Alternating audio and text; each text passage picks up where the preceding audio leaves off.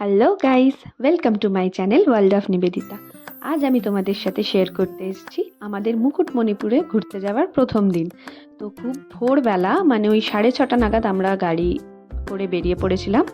তো অনেকটা গাড়ি চালানোর পর রাস্তার মাঝখানে দাঁড়িয়েছিলাম চা খাবার জন্য।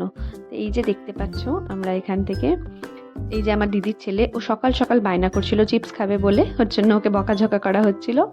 তো তারপর আমরা সবাই চা খেয়ে নিলাম। চা খেয়ে ওখানে একটু ফটোশ্যুট করে এদিক ওদিক করে আমরা আবার রওনা দিয়েছিলাম। খুব মজা হয়েছিল।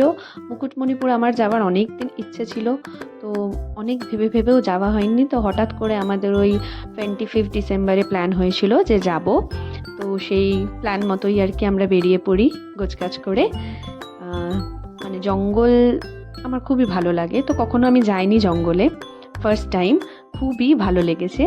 আমরা মজা করতে করতে যাচ্ছিলাম একদম। এই যে দেখতে পাচ্ছ আমার বোন আর একজন দিদি, এই যে জোজো, দুষ্টু, ভীষণই দুষ্টু। তো অনেকটা যাওয়ার পর আরামবাগের কাছে আমরা ব্রেকফাস্ট করতে নেমেছিলাম। তো সেখানে আমরা খেয়েছি হচ্ছে মুড়ি ঘুগনি। ভীষণ ভালো লেগেছে আমার, খুব টেস্টি ছিল। তো আমরা সবাই মোটামুটি মুড়ি ঘুগনি খেয়েছি। এই যে দেখতে পাচ্ছ খুবই ঠান্ডা ছিল, মানে যত আমরা ওই দিকে গেছি তত বেশি আর কি ঠান্ডাটা বেড়েছে। এই যে আমার দিদি, সেও মুড়ি ঘুগনি খাচ্ছে, এটা আমার বড়দি।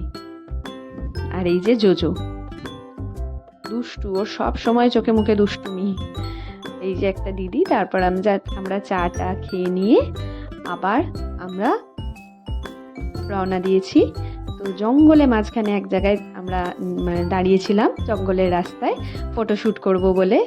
তো অনেক ফটোশ্যুট করা হয়েছে ওইখানে দাঁড়িয়ে। রাস্তার মাঝখানে রীতিমতো আমরা বসে, মানে গাড়ি আসছে কি আসছে না সেটা দেখে রাস্তার মাঝখানে বসে আমরা ছবি তুলেছি। ভীষণ ভীষণ মজা হয়েছে। তারপর আবার আমরা জঙ্গলের, মানে এত সুন্দর লাগছিল এই ভিউটা, জঙ্গলের মাঝখান দিয়ে যখন যাচ্ছিল গাড়িটা রাস্তা দিয়ে, দুপাশে জঙ্গল ভর্তি গাছ, মানে ভীষণই সুন্দর লাগছিল। আমরা এমন একটা জায়গায় থাকি যেখানে এত বেশি গাছপালা দেখা যায় না, তো খুব ভালো লেগেছে। এই যে হোটেল গ্রিন পার্কে আমরা ছিলাম, আমাদের বুকিং ছিল 2 দিনের। তো 26 তারিখ আর কি সকাল সকাল বেরিয়েছি, পৌঁছাতে পৌঁছাতে আমাদের প্রায় দুপুর হয়ে গেছে। এই যে দেখো, হোটেলটা ভীষণই ভালো হোটেল, আমার খুব ভালো লেগেছে। পার্কিংয়ের জন্য আলাদা জায়গাও রয়েছে, প্লাস চারিদিকে প্রচুর গাছপালা, পুরো গার্ডেন, মানে গার্ডেনটা ভীষণ সুন্দর। বাচ্চাদের পার্ক রয়েছে, বাচ্চা কাচ্চা নিয়ে গেলেও কোনো অসুবিধা নেই। আর ভীষণই সুন্দর খোলামেলা পরিবেশ, ফুলের গাছ, মানে এখানে ভীষণই সুন্দর। আমার খুব ভালো লেগেছে হোটেলটা। তো তোমরা গিয়ে এখানে মানে থাকতে পারো, দেখে আসতে পারো, খুব সুন্দর। এখন আমাদের আর কি ওই ফর্মালিটিসগুলো হচ্ছিল, ফর্ম ফিল আপ এগুলো। ততক্ষণ আমরা একটু ঘোরাঘুরি করছিলাম। তো গিয়েই ফ্রেশ হয়ে, মানে পৌঁছাতে দুপুর হয়ে গেছিল, ফ্রেশ হয়েই আমরা লাঞ্চ করতে চলে গেছি। আর আমরা লাঞ্চ বাইরে করব বলেছিলাম, মানে ভীষণই সুন্দর জায়গাটা ওখানে, গার্ডেনটা। তো সেই কারণেই আমরা বাইরে বসে সবাই লাঞ্চ করেছি। দিয়ে লাঞ্চ করার পর আমরা রেস্ট নিয়েছি, ঘুমিয়ে পড়েছিলাম। ঘুম থেকে উঠতে উঠতে সন্ধ্যা হয়ে গেছে। উঠে আমরা একটু মুকুটমণিপুরের দিকে ঘুরতে গেছিলাম। যেহেতু ওই ক্রিসমাস উইকে গেছিলাম, তো ওখানে ক্রিসমাসের জন্য ভীষণ সুন্দর একটা রাস্তা সাজানো হয়েছিল, প্লাস নিচেও সুন্দর পেন্টিং করা ছিল, দেখতে পাচ্ছ তোমরা।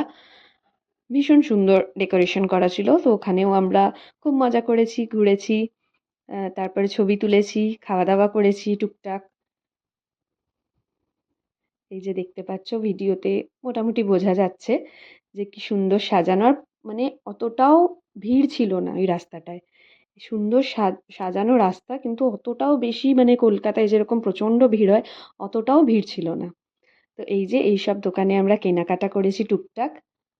আমার ভীষণ পছন্দ হয়েছে এই মাটির জিনিসগুলো, মানে মূর্তিগুলো যে দেখো, খুব সুন্দর, মানে নিখুঁতভাবে একদম কাজ করা, ভীষণ সুন্দর। তারপরে আমার দিদির ছেলে এখানে এই যে বাইক চালাতে চলে গেছে, খুব মজা পেয়েছে ও আর কি। আর ভীষণ ঠান্ডা ছিল এই টাইমটায়, মানে আমি বলে বোঝাতে পারবো না, আমি এমনি শীত কাতুরে, তো ভীষণই ঠান্ডা ছিল। এই যে দেখো ক্রিসমাসের জন্য পুরো ডেকোরেশন, সান্টা ক্লজ। খুব সুন্দর সাজানো ছিল ওই রাস্তাটা। তো আমার খুব ভালো লেগেছে।